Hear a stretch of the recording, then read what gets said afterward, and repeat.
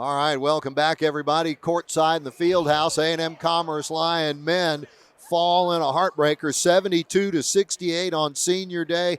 Jarrett Von Rosenberg joins us now to talk about this one. Coach, there was defense playing at both ends of the floor tonight. What's your early synopsis on this one?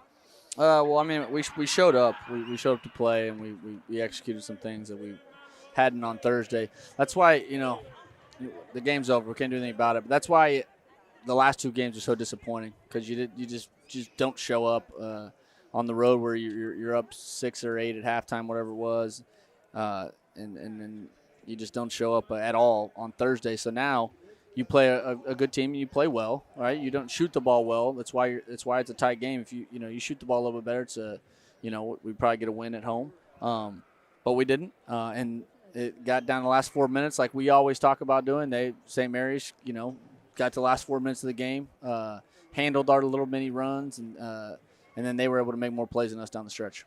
You ended up one more field goal made, the same number of threes, and they got you 17 of 22 at the line. Your guys go 11 of 20.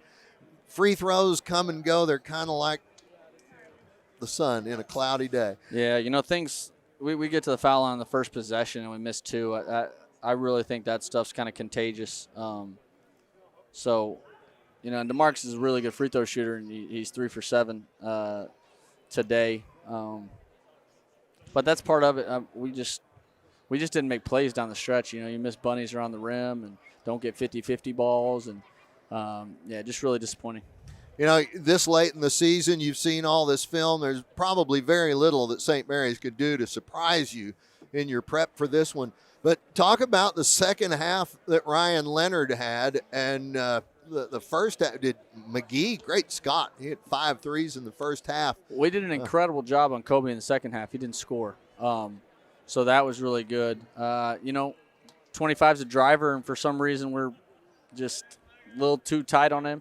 We did force him into 5 turnovers. So, he made some plays, but nothing we couldn't withstand. Again, dude, our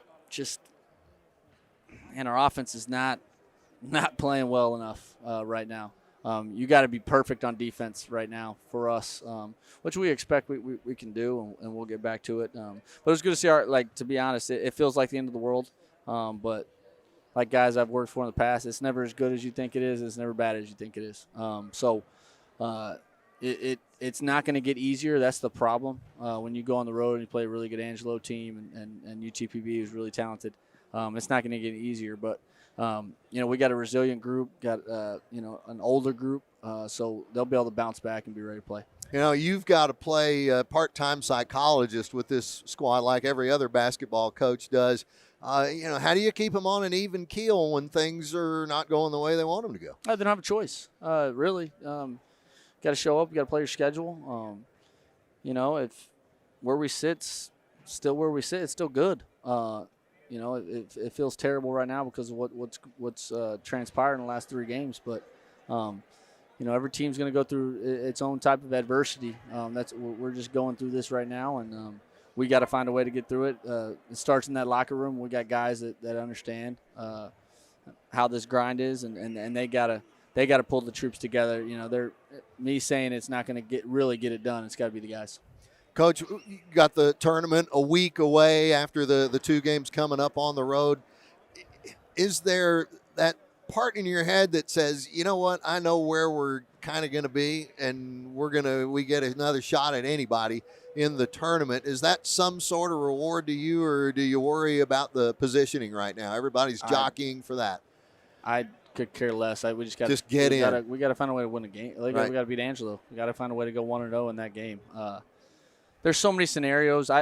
People aren't playing all their games, so I'm not going to spend any time doing the math. I'm going to figure, when we play our last regular season game, we'll figure out where they tell us we're at, and we'll get ready to play the next game. So. All right. Well, I know you're going to start on that pretty quick because that's always an answer right after one like this. Let's work on the next one. Absolutely.